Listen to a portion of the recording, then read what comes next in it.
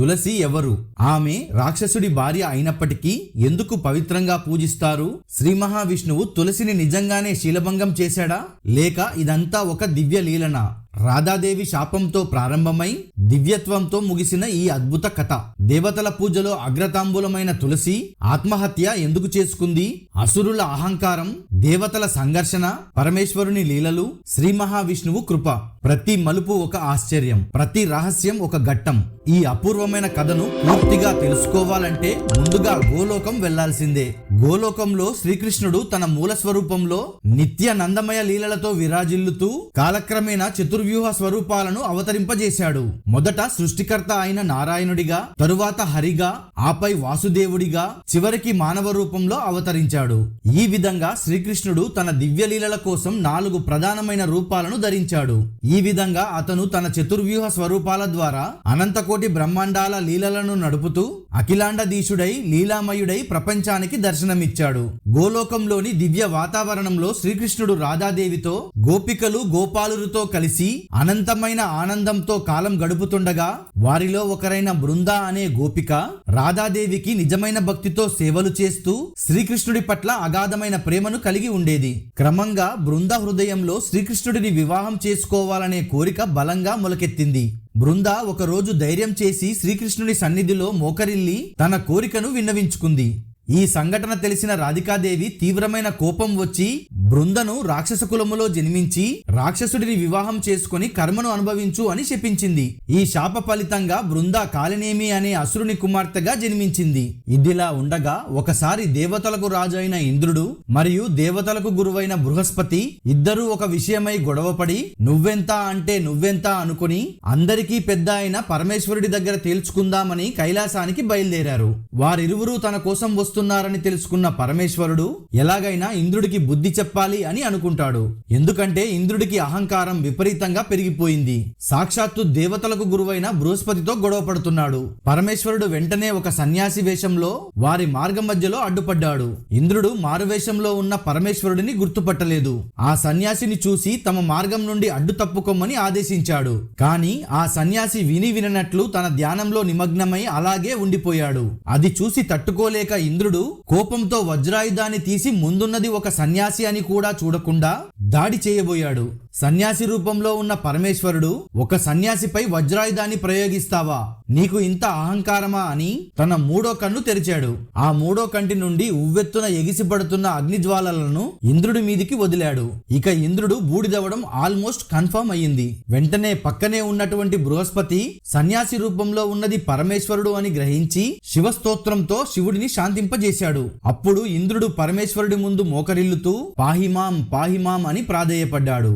బృహస్పతి పరమేశ్వరుడితో ఇంద్రుడు తను చేసిన తప్పులకి మందలిస్తే సరిపోతుందని అతన్ని క్షమించమని వేడుకుంటాడు. సరే అని పరమేశ్వరుడు ఉవ్వెత్తున ఎగిసిపడుతున్న అగ్నిజ్వాలలను సముద్రం వైపు మరల్చాడు. పరమేశ్వరుడు ఇంద్రుడితో అహంకారం వీడి జాగ్రత్తగా మసులుకో అని బుద్ధి చెప్పి బృహస్పతిని ఇంద్రుడిని అక్కడి నుండి పంపించాడు. ఇక పరమేశ్వరుడి 3వ కంటి నుండి వచ్చిన ఆ అగ్నిజ్వాలలు సముద్రంతో కలిసినప్పుడు ఒక బిడ్డ ప్రాణం పోసుకుంది. ఆ బిడ్డ ఏడుపుతో దిక్కులు గడగడలాడాయి. ఆ బిడ్డ ఏడుపు విని సాక్షాత్తు బ్రహ్మదేవుడే ప్రత్యక్షమై ఆ బిడ్డకు జలంధరుడు అని నామకరణం చేసి ఈ బిడ్డ గండరగండడవుతాడు. మహాపతివ్రత అయిన బృందని వివాహం ఆడుతాడు. ఇతన్ని సాక్షాత్తు ఆ పరమేశ్వరుడు తప్ప ఈ సృష్టిలో మరెవరూ ఆ బిడ్డని ఓడించలేరు అని ఆ బిడ్డ భవిష్యత్తు చెప్పి రాక్షసుల గురువైన శుక్రాచార్యుడికి ఆ బిడ్డ బాధ్యతలు అప్పచెప్పి బ్రహ్మదేవుడు అక్కడి నుండి వెళ్లిపోయాడు. ఆ జలంధరుడు పెరిగి పెద్దవాడై రాధాదేవి చేత శపించబడిన బృందని పెళ్లి చేసుకుని సమస్త రాక్షస గణానికి నాయకుడయ్యాడు. బృంద ఒక విష్ణు భక్తురాలు. ఆమె అసాధారణమైన పాతివ్రత్య శక్తి వలన ఆమె భర్త జలంధరుడు ఎవ్వరికీ ఓడించలేని మహావీరుడయ్యాడు. ఈ శక్తిని భుజంగా జలంధరుడు దుర్వినియోగం చేస్తూ ఉండేవాడు. భృగు మహర్షి ద్వారా క్షీరసాగర మదనంలో తమ అసురులకు జరిగిన అన్యాయం గురించి తెలుసుకుని ప్రతీకారంగా దేవతలపై యుద్ధం ప్రకటించి ఇంద్రుడిని ఓడించిన జలంధరుడు ముల్లోకాలకు అధిపతి అయ్యాడు. ధ్యానం నుండి తెలివొందిన పరమశివుడు జలంధరుని అత్యాచారాలతో దేవతలు ఇక్కట్లు పడుతున్న విషయం గ్రహించాడు. ఒకరోజు నారద మహర్షిని దగ్గరకు పిలిచి, ఇక జలంధరుని అంత్యకాలం సమీపించింది, నీ చాతుర్యం ఇప్పుడు చూపించాల్సిన సమయం వచ్చింది నారద అంటూ ఇగితం తెలిపాడు. సరే అని నారద మహర్షి జలంధరుని దర్శనార్థం వెళ్ళాడు. జలంధరుడు నారద మహర్షిని గౌరవంగా ఆహ్వానించి అతిథి సత్కారాలు చేశాడు. రాక్షసుల శిల్పి మయుడు జలంధరుని కోసం నిర్మించిన ఆ సుందర భవనాన్ని చూసిన నారద మహర్షి ఆశ్చర్యచకితుడయ్యాడు. అద్భుతం, అత్యద్భుతం! ఇంద్రభవనాన్ని కూడా తలదన్నేలా ఉంది ఈ భవనం. పరమశివుడు నివసించే కైలాస పర్వతం కూడా ఈ భవనం ముందు దిగదుడిపే. కానీ తెలివిగా ముసిముసి నవ్వులు నవ్వుతూ, కాకపోతే ఒక్క విషయంలో మాత్రం తమరు కాస్త తక్కువే. ఆ పరమేశ్వరుడి భార్య పార్వతీదేవి అందానికి చిరునామా అని చెప్పి నారద మహర్షి అక్కడి నుండి ప్రయాణమయ్యాడు. జలంధరుడు ఈర్ష్యతో శివుడి భార్య నిజంగానే అంత అందంగా ఉంటుందా అని మనసులో అనుకుని పార్వతీదేవిని పొందాలన్న కాంక్షతో కైలాసంపైకి యుద్ధాన్ని ప్రకటించాడు. కైలాస పర్వతంలో శివగణాలకు రాక్షసులకు మధ్య భయంకర యుద్ధం జరుగుతుంది. రాక్షసుల శక్తి ముందు శివగణాలు ఎక్కువసేపు నిలబడలేకపోయాయి. జలంధరుడిని అడ్డుకోవడం కుమారస్వామి వినాయకుడికి కూడా సాధ్యపడలేదు. ఇక లాభం లేదని సాక్షాత్తు ఆ పరమశివుడే నిప్పులు కురిపిస్తూ జలంధరుడి మీద విరుచుకుపడ్డాడు. అయినా జలంధరుడికి ఏమీ కావడం లేదు. ఎందుకంటే అతడి భార్య బృంద పాతివ్రత్యం అతన్ని కాపాడుతుంది. శ్రీ మహావిష్ణు పరమేశ్వరుడికి ఎలాగైనా సహాయం చేయాలని జలంధరుడి రూపంలో బృంద దగ్గరకు వెళ్లి ఆమె పాతివ్రత్యాన్ని భగ్నం చేశాడు. తన పాతివ్రత్యం భగ్నం చేసింది శ్రీ మహావిష్ణువే అని తెలుసుకున్న బృంద కోపంతో వచ్చే జన్మలో నీ భార్యని కూడా ఇలాగే ఇంకొకడు అపహరిస్తాడు అని శపించింది. అప్పుడు శ్రీ మహావిష్ణువు బృందతో, నీ శక్తి అద్భుతమైనది, నీ తపస్సు అపారమైనది, నీవు ఇచ్చిన శాపాన్ని స్వీకరిస్తున్నాను. నేను నీ పవిత్రతను గుర్తించి నేను నీకు ఒక దివ్య వరం ఇస్తున్నాను. నీవు మరుసటి జన్మలో తులసిగా అవతరిస్తావు. నా అనుగ్రహంతో పవిత్రమైన తులసి మొక్కలుగా మారి నాకు అత్యంత ప్రీతికరముగా మారి నా యొక్క పూజలో అగ్రతాంబూలంగా ఉంటావు అని వరమిచ్చి అంతర్ధానం అయిపోయాడు. తన పాతివ్రత్యం పోయిందని భావించిన బృంద బాధతో అగ్నికి ఆహుతి అయ్యింది. ఒక్కసారిగా జలంధరుడి శక్తులన్నీ తగ్గిపోయాయి. వెంటనే పరమశివుడు తన త్రిశూలంతో జలంధరుని వధించాడు. అలా జలంధరుడి కథ ముగిసింది. అతని ఆత్మ పరమశివుడిలో విలీనం అయ్యింది. అలా ముల్లోకాలు మళ్లీ దేవతల చేతుల్లోకి వచ్చేశాయి. ఈ జలంధరుడి చరిత్ర మీద ఒక పూర్తి వీడియో చేశాను. కావాలంటే ఐ బటన్ ని క్లిక్ చేయండి. ఇక శ్రీ మహావిష్ణువు వరప్రభావంతో ధర్మధ్వజుడు, ఆయన భార్య మాధవి వాళ్ళిద్దరికీ తులసి 120 రకాల రంగుల కురులతో కూతురుగా జన్మించింది. చిన్నప్పటి నుండి ఆమెకి హరిభక్తి ఎక్కువ. శ్రీకృష్ణ పరమాత్మ రూపాన్ని మనసులోనే ధ్యానించేది. ఇక పూర్వం భూలోకంలో విప్రజిత్తు అనే రాజు ఉండేవాడు. ఆయనకు ఒక కుమారుడు. ఆయన పేరే దంబుడు. దంబుడు మహావిష్ణు భక్తుడు. దంబుడికి చాలా కాలం వరకు సంతానం కలగలేదు. దీంతో దంబుడు చాలా చింతిస్తూ ఉండేవాడు. అప్పుడు దంబుడు సంతానం కోసం బద్రికా వనానికి వెళ్లి శ్రీ మహావిష్ణువు కోసం 100 సంవత్సరాలు కఠోర తపస్సు చేశాడు. దంబుడు తపస్సుకు మెచ్చిన శ్రీ మహావిష్ణువు అతని ముందు ప్రత్యక్షమై ఏం వరం కావాలో కోరుకో అని అన్నాడు. అప్పుడు దంబుడు శ్రీ మహావిష్ణువుకు నమస్కరించి, నాకు చాలా కాలం నుండి సంతానం లేదు. నాకు నీలాంటి శక్తివంతమైన యోగ్యమైన ఒక కుమారుడిని ప్రసాదించండి అని కోరుకున్నాడు. అప్పుడు శ్రీ మహావిష్ణువు తదాస్తు అని చెప్పి అక్కడి నుండి వెళ్లిపోయాడు. కొంతకాలానికి వరప్రభావంతో దంబుడికి కుమారుడు జన్మించాడు. ఆ కుమారుడికి శంఖచూడు అని నామకరణం చేశారు. శంఖచూడు చాలా తెలివైనవాడు, పరాక్రమవంతుడు. చిన్న వయసులోనే అన్ని విద్యలను నేర్చుకున్నాడు. శంఖచూడు యుక్త వయసుకు వచ్చాక తన గురువైన శుక్రాచార్యుని ఆజ్ఞ మేరకు వింధ్యా పర్వతాల దగ్గరకు వెళ్లి బ్రహ్మ కోసం ఘోరమైన తపస్సును చేశాడు. ఇలా కొన్ని సంవత్సరాలు ఘోరమైన తపస్సు చేస్తూ ఉండగా, ఇక పూర్వము గంగానది తీరంలో వినాయకుడు తపోధ్యానం చేసుకుంటుండగా ధర్మధ్వజ కుమార్తె అయినటువంటి తులసి ఆ వినాయకుడి యొక్క ముగ్ధ మనోహరమైన రూపాన్ని చూసి ఆనంద పరవశిరాలై చక్కగా సపర్యలు చేస్తూ ఉండేది. ఒకానొక సందర్భంలో తన మనసులో కలిగినటువంటి ప్రేమ భావనని వినాయకుడికి చెబుతుంది. కానీ వినాయకుడు తులసి కోరికను తిరస్కరిస్తాడు. అయినా కానీ పట్టు వదలకుండా తులసి పలుమార్లు వినాయకుడిని వివాహం చేసుకోమని వేడుకుంటుంది. ఎన్నిసార్లు చెప్పినా పదే పదే విసిగించడంతో ఈసారి వినాయకుడు కోపంతో నిరాకరించాడు. ఇక తులసి కూడా సహనం కోల్పోయి కోపంతో, నేను ఇష్టపడి వచ్చి నిన్ను పెళ్లి చేసుకుంటానంటే నన్ను దూరం పెట్టి తిరస్కరించావు కదా, నీకు కూడా ఇష్టం లేకుండానే ఇద్దరితో వివాహం జరుగుతుందని శపించింది. వినాయకుడు కోపోగ్రప్తుడై ప్రతిశాపముగా నీవు ఈ జన్మలో ఒక రాక్షసుడిని వివాహం చేసుకుని అష్టకష్టాలు పడి సంతానం లేకుండానే మరణిస్తావు అని శపిస్తాడు. తులసి తను చేసిన తప్పుకు చింతించి వినాయకుడిని దయతో క్షమించమని వేడుకుంటుంది. వినాయకుడు కరుణించి ఇలా అంటాడు, నేను ఇచ్చినటువంటి శాపానికి మాత్రం తిరుగులేదు. కానీ వచ్చే జన్మలో శ్రీ మహావిష్ణువుకి ప్రీతిపాత్రమైనటువంటి మొక్కగా జన్మిస్తావు. తప్పకుండా శ్రీ మహావిష్ణువు పూజలో అగ్రతాంబూలం నీవే అవుతావు అని చెప్పి శాప ఉపసంహరణ తెలియజేస్తాడు. కానీ నన్ను శపించినందువల్ల నీ ఆకులు నా పూజకు పనికిరావు అని అంటాడు. అప్పుడు తులసి, నా మనసులో నిన్ను చేరుకోవాలని తపన ఉంది. మరి నేను మిమ్మల్ని వివాహం ఆడలేకపోయాను. కనీసం మీ పాదాల దగ్గర ఉండేటటువంటి అర్హతనైనా నాకు ప్రసాదించండి అని వేడుకుంటుంది. అప్పుడు వినాయకుడు వినాయక చవితి రోజున మాత్రము తులసి పత్రంతో పూజ చేసే యోగ్యాన్ని నీకు అందిస్తున్నాను. ఆ ఒక్క రోజున నీవు నన్ను చేరవచ్చు, నా యొక్క పాదముల చెంత ఉండవచ్చు అని చెప్పి వరం ఇస్తాడు. అందుకనే మిగతా ఏ రోజుల్లో కూడా వినాయకుడిని తులసి పత్రంతో మనము ఇప్పటికీ పూజ చేయము. వినాయక చవితి రోజున మాత్రం ఖచ్చితంగా ఏకవంశీయ సాంప్రదాయాల్లో తులసి పత్రం కూడా ఉంటుంది. ఇక ఈ యొక్క వినాయక చవితి సందర్భంగా తప్ప మిగతా ఏ సందర్భాల్లోనైనా తులసి పత్రంతో పూజ చేయకూడదు. తులసి జరిగిన దానికి చింతిస్తూ బాధలో ఉండగా ఆమె తల్లి మాధవి బ్రహ్మ కోసం తపస్సు చెయ్యి అని చెప్పింది. తులసి తన తల్లి చెప్పినట్టుగా బ్రహ్మ కోసం తపస్సు చేసింది. బ్రహ్మ తులసి తపస్సుకు సంతోషించి ప్రత్యక్షమై ఏం వరం కావాలో కోరుకో అని అన్నాడు. వినాయకుడు రాక్షసుడిని పెళ్లి చేసుకుంటావు అన్నాడు కదా, దాన్ని తప్పించుకోవడం కోసం తులసి నాకు శ్రీకృష్ణుడే శ్రీవల్లభుడిగా కావాలి అని వరం కోరుకుంది. బ్రహ్మదేవుడు తదాస్తు. శ్రీకృష్ణుడి యొక్క ఒక శక్తి సుధాముడు అనే పేరుతో గోలోకంలో గోపాలుడిగా ఉండేవాడు. రాధాదేవి చెప్పిన మాటను సుధాముడు పట్టించుకోకపోవడంతో ఆమె అతనిని ఒక రాక్షస వంశంలో జన్మించాలంటూ శపించింది. ఇప్పుడు సుధాముడు రాక్షస వంశంలో శంఖచూడు అనే నామకరణంతో జన్మించాడు. అతడు శ్రీకృష్ణుడి యొక్క అంశ. అతడే నీకు భర్త అవుతాడు అని వరమిచ్చి అక్కడి నుంచి వెళ్లిపోయాడు. ఇదిలా ఉండగా వందల సంవత్సరాలుగా తపస్సు చేస్తున్న శంఖచూడుడి తపస్సుకు మెచ్చిన బ్రహ్మదేవుడు శంఖచూడు ముందు ప్రత్యక్షమై ఏం వరం కావాలో కోరుకోమంటాడు. అప్పుడు శంఖచూడు నమస్కరిస్తూ నన్ను యుద్ధంలో ఎవరూ ఓడించకూడదు, అలాగే అందరూ అసురులు కోరుకున్నట్టుగానే చావులేని వరాన్ని కూడా కోరుకుంటాడు. దానికి బ్రహ్మదేవుడు చావును తప్పించడం ఎవరి వల్ల కాదు, ఈ వరం తప్ప వేరే ఇంకొక వరం కోరుకో అని అన్నాడు.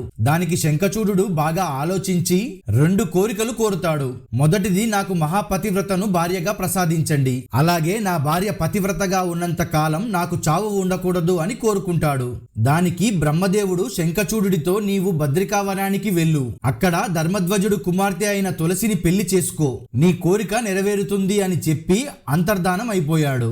అప్పుడు శంఖచూడు బ్రహ్మదేవుడు చెప్పినట్లుగా బద్రికావనానికి వెళ్లి అక్కడ శ్రీకృష్ణుడిని ఆరాధిస్తున్న తులసిని చూసి ఆమె అందానికి ముగ్ధుడై తులసి తండ్రి అయిన ధర్మధ్వజుడితో బ్రహ్మదేవుడు వరమిచ్చిన విషయం చెప్పడంతో ధర్మధ్వజుడు వాస్తవాలను తెలుసుకుని సాక్షాత్తు బ్రహ్మదేవుడే మిమ్మల్ని కలపాలని అనుకున్నప్పుడు ఆపడానికి నేను ఎవరిని అని తులసీదేవిని శంఖచూడుడికి ఇచ్చి వివాహం జరిపించాడు.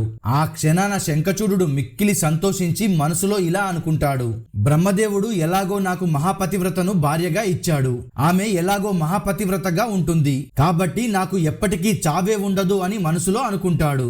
వివాహం అనంతరం దంబుడు తన కుమారుడైన శంఖచూడుడికి రాజ్యాన్ని అప్పగిస్తాడు. శంఖచూడు తన రాజ్యాన్ని పరిపాలిస్తూ తనను ఎవ్వరూ ఎదిరించలేరు అనే వరగర్వంతో అన్ని రాజ్యాలను ఆక్రమించడం మొదలు పెడతాడు. భూమిపై ఉన్న రాజ్యాలే కాక శుక్రాచార్యుడి ప్రోద్బలంతో దేవలోకంలో కూడా ఆక్రమణ మొదలు పెడతాడు. దేవతలందరినీ చిత్రహింసలకు గురి చేస్తూ ఉంటాడు. శంఖచూడుడి దాడికి దేవతలందరూ బెంబెలెత్తిపోతారు. దేవతలందరూ శంఖచూడుడి నుండి కాపాడమని పరమేశ్వరుడి దగ్గరకు వెళ్తారు. అప్పుడు పరమేశ్వరుడు దేవతలందరికీ అభయమిచ్చి పుష్పదంతుడు అనే గంధర్వుడిని దూతగా శంఖచూడుడి దగ్గరకు పంపించాడు. ఈ పుష్పదంతుడు పరమ శివభక్తుడు. పుష్పదంతుడు శంఖచూడుడి దగ్గరకు చేరుకుని ఇలా అంటాడు, నేను పరమేశ్వరుడి దూతగా వచ్చాను. పరమేశ్వరుడు నీకో సందేశం ఇవ్వమన్నాడు. ఆ సందేశం ఏమిటంటే, నీవు గత జన్మలో గోలోకంలో కృష్ణుని స్నేహితుడైన సుధాముడివి. రాధాదేవి శాపం వల్ల అసురుల వంశంలో జన్మించి అసురులకు నాయకుడి అయ్యావు. దేవతల మీదికి దండయాత్రకు వెళ్లడం మహా అపరాధం. ఇది ఇంద్రుడి యొక్క పదవీ కాలం. ఈ పదవీ కాలం పూర్తి కాకుండా పదవి నుండి ఎవ్వరిని భ్రష్టుడిని చేయకూడదు. అయినా నీవు భ్రష్టుడిని చేశావు. జరిగిందేదో జరిగిపోయింది. ఇప్పటికైనా మించిపోయింది లేదు. దేవతల రాజ్యాన్ని దేవతలకు ఇచ్చి నువ్వు అసుర సైన్యంతో పాతాళానికి వెళ్ళిపో, లేదా త్రిశూలంతో నీకు శరశ్ఛేదమే అని పరమ పరమశివుడు హెచ్చరించాడు అని చెప్పాడు. శంఖచూడు పుష్పదంతుడు తీసుకువచ్చిన సందేశాన్ని పట్టించుకోకుండా యుద్ధానికి సై అన్నాడు. అప్పుడు తులసీదేవి పరమేశ్వరునితో యుద్ధం వద్దు అని వారించింది. కాని శంఖచూడు నువ్వు పతివ్రతగా ఉన్నంత వరకు నన్ను ఏ పరమశివుడు కూడా నన్ను ఏమీ చెయ్యలేడు అని తులసికి చెప్పి వరగర్వంతో మందర పర్వతంలో యుద్ధానికి బయలుదేరాడు. యుద్ధం మొదలైంది. పరమశివుడు ఏం చేసినా శంఖచూడు చనిపోవడం లేదు. వీరిద్దరి మధ్య యుద్ధం 100 సంవత్సరాల పాటు జరుగుతూనే ఉంది. అయినా శంఖచూడు మాత్రం చావడం లేదు. శ్రీ మహావిష్ణు పరమేశ్వరుడికి సహాయం చేయాలన్న ఉద్దేశంతో శంఖచూడు రూపం ధరించి శంఖచూడు ఇంటికి వెళ్తాడు. అప్పుడు తులసీదేవి వచ్చింది తన భర్త అనుకుని శంఖచూడుడితో యుద్ధంలో పరమేశ్వరుడిని ఓడించారా, ఇది ఎలా సాధ్యమయ్యింది అని అడిగింది. దానికి శంఖచూడు రూపంలో ఉన్న శ్రీ మహావిష్ణువు నీ పాతివ్రత్యం నన్ను కవచంలా కాపాడింది, అందుకే యుద్ధంలో నేను గెలిచాను అని చెప్పి తులసిని నమ్మిస్తాడు. శంఖచూడు రూపంలో ఉన్న శ్రీ మహావిష్ణువుని తన భర్త అని నమ్మి అతనితో రాత్రంతా గడుపుతుంది. అలా తులసికి శీలభంగం జరుగుతుంది. దీంతో తులసికి పతివ్రతాభంగం కలగడం వల్ల శంఖచూడు యొక్క కవచం పోయి పరమేశ్వరుడి త్రిశూలానికి బలి అవుతాడు. మరుసటి రోజు తులసీదేవి తన పక్కనే ఉన్నది తన భర్త కాదు శ్రీ మహావిష్ణువు అని గుర్తించి తులసి శ్రీ మహావిష్ణువుతో ఇలా అంటుంది, మీరు నన్ను మోసం చేసి నాకు శీలభంగం కలిగించారు, అంటే నా భర్త కూడా చనిపోయి ఉంటాడు అని కోపంతో నీవు నవనీత హృదయుడివి అనుకున్నా, కానీ నీ మనసు శరీరం అంతా కఠినమే. నువ్వు ఒక బండరాయి లాంటి వాడివి. నా యొక్క పాతివ్రత్య మహిమతో నేను నిన్ను శపిస్తున్నాను, బండరాయిగా మారెదవుగాక అని తులసి శ్రీ మహావిష్ణువుని శపించింది. అప్పుడు శ్రీ మహావిష్ణువు తులసితో నీ భర్త బ్రహ్మ ఇచ్చిన వరాన్ని అడ్డుపెట్టుకుని దేవతల రాజ్యాలను ఆక్రమించి వారిని చిత్రహింసలకు గురి చేస్తున్నాడు. సాక్షాత్తు పరమశివుడితో యుద్ధానికి దిగాడు. అందుకే లోక కళ్యాణం కోసం నేను ఇలా చేశాను అని చెప్పాడు. శ్రీ మహావిష్ణువు తులసికి తన గత జన్మ మరియు తన భర్త యొక్క గత జన్మ గురించి గుర్తు చేసి, మీరిద్దరు భార్యాభర్తలు కారణ జన్ములు. ఈ రోజు మీకు ఇలా శాప విమోచనం జరిగింది. శాప విమోచనమైన శంఖచూడు తిరిగి గోలోకం వెళ్లిపోయాడు అని చెప్పగానే తులసికి గత జన్మ మొత్తం గుర్తుకు వస్తుంది.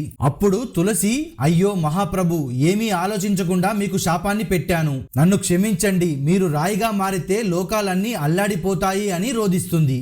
అప్పుడు శ్రీ మహావిష్ణువు, తులసి, నేను నీ శాపాన్ని స్వీకరిస్తున్నాను. నీతో గడిపిన ఈ శరీరాన్ని భూలోకంలో రాయిగా వదిలేస్తాను. నా పరమాత్మ స్వరూపాన్ని తిరిగి మళ్ళీ వైకుంఠానికి తీసుకుపోతాను. అలా నీ శాపము నిజమవుతుంది. నేను తిరిగి నా రూపాన్ని పొందుతాను అని చెప్పి నీవు మాత్రం ఈ లోకానికి మహోపకారం చెయ్యాలి అని అన్నాడు. అది ఏమిటి మహాప్రభు అని శ్రీ మహావిష్ణువుని తులసి అడిగింది. దానికి శ్రీ మహావిష్ణువు సమాధానమిస్తూ, నీవు ఈ క్షణాన నీ శరీరాన్ని వదిలేస్తే నీ శరీరము గండకి అనే పేరుతో నదిగా మారుతుంది. ఆ నదిలో నా శరీరాన్ని రాయిగా విడిచిపెడతాను. ఈ రాయి సాలగ్రామము అనే పేరుతో ప్రసిద్ధి చెందుతుంది. దీనికి ప్రజలు పూజలు కూడా చేస్తారు అని చెబుతాడు. ఇప్పటికీ సాక్షాత్తు విష్ణుమూర్తి స్వరూపమే సాలగ్రామంగా ఉంది. అలాగే నీ కురులు భూలోకంలో అత్యంత పవిత్రమైన తులసి అనే పేరుతో మొక్కలుగా మారుతాయి. వాటిని కూడా ప్రజలు పూజలు చేస్తారు. నేను పూజలో తులసిని అగ్రతాంబూలంగా భావిస్తాను అని వరమిచ్చాడు. ఆ మాటలు విన్న తులసి ఆ క్షణమే తన శరీరాన్ని వదిలిపెట్టింది. వెంటనే ఆమె శరీరం గంధకి అనే నదిగా మారింది. అలాగే తులసి యొక్క తల వెంట్రుకలు 108 రకరకాల రంగుల్లో ఉండేవి కాబట్టి తులసి యొక్క వెంట్రుకలు ఎన్ని రకాలు ఉన్నాయో అన్ని రకాల తులసి మొక్కలుగా మారిపోయాయి. అందుకనే వాటికి కృష్ణ తులసి, శ్వేత తులసి, విష్ణు తులసి, శైవ తులసి, అంబా తులసి, గణేశ తులసి, కార్తికేయ తులసి, షష్ఠి తులసి, చండికా తులసి, ఇలా 108 రకాల తులసి మొక్కలు ఉన్నాయి. ఇక శ్రీ మహావిష్ణువు తులసి శాపాన్ని స్వీకరిస్తూ సాలగ్రామరాయిగా మారిపోయి తన పరమాత్మ స్వరూపంతో తిరిగి వైకుంఠానికి వెళ్లిపోయాడు. ఇక ఇప్పటికి కూడా శంఖచూడు యొక్క సామ్రాజ్యం నేపాల్లో ఉంది. శంఖచూడు విగ్రహం కూడా అక్కడ ఉంది. ఇప్పటికీ నేపాల్ దగ్గరలో పశుపతినాథ్ ఆలయం దగ్గర గండకి నది ప్రవహిస్తూ ఉంటుంది. అలా తులసీదేవి ఈ భూమికి తులసి మొక్కగా మారి ఎప్పటికీ భక్తులకు పవిత్రతను అందిస్తుంది. తులసి మొక్క ఎంత ప్రత్యేకమైనదో తెలపడానికి ద్వాపర యుగంలో జరిగిన ఒక ఆసక్తికరమైన కథను మీతో పంచుకుంటాను. ఒకసారి సత్యభామ తన భర్త శ్రీకృష్ణుడు రుక్మిణినే ఎక్కువగా ప్రేమిస్తున్నాడని అనుమానించుకుంది. తన మీద ఆయన ప్రేమ ఎంతవరకు ఉందో నిరూపించుకోవాలనుకుంది. ఈ సందేహాన్ని తీర్చుకోవడానికి ఆమె నారద మహర్షిని సలహా అడిగింది. చతురుడైన నారద మహర్షి ఆమె భక్తిని పరీక్షించి రక్షించేందుకు శ్రీకృష్ణుడిని తులాభారంలో తూచుకోవాలి అని సూచించాడు. సత్యభామ ఉత్సాహంతో తులాదండాన్ని సిద్ధం చేయించింది. ఒక తటంపై శ్రీకృష్ణుడు కూర్చుండగా మరో తటంలో తన బంగారం, వజ్రాలు, రత్నభరణాలు అన్నీ ఉంచింది. అన్ని రకాల బంగారం, వజ్రాలు వేసినా తులాస్థాయిలో శ్రీకృష్ణుడి తూగే విలువకి దగ్గర పడలేక తులాభారం అతని వైపే ఒరిగిపోయింది. సత్యభామ తన ఒంటి మీద ఉన్న నగలన్నీ వేసినా కూడా ఫలితం మారలేదు. ఆ సమయంలో రుక్మిణీదేవి ముందుకు వచ్చి ఒక చిన్న తులసీదళం తీసుకొని కృష్ణ అని భక్తితో పలికి దానిని తటంలో ఉంచింది. తులసీ పత్రం పడగానే తులాదండం సమతుల్యమయ్యింది. కృష్ణుడి బరువుతో సరిగ్గా సమానమయ్యింది.